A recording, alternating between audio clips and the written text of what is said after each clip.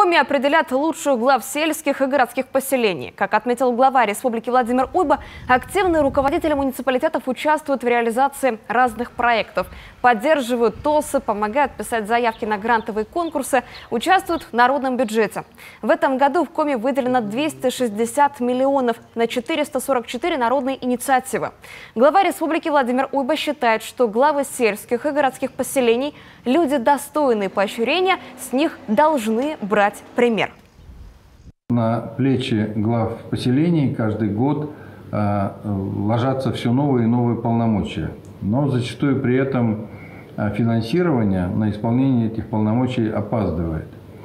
Тем не менее, наряду с критическими замечаниями в адрес работы глав поселений, очень часто, меня это очень радует, приходят и благодарственные письма о том, что главы на своей малой родине вместе с вами запускают добрые дела, проводят проекты, улучшающие качество жизни.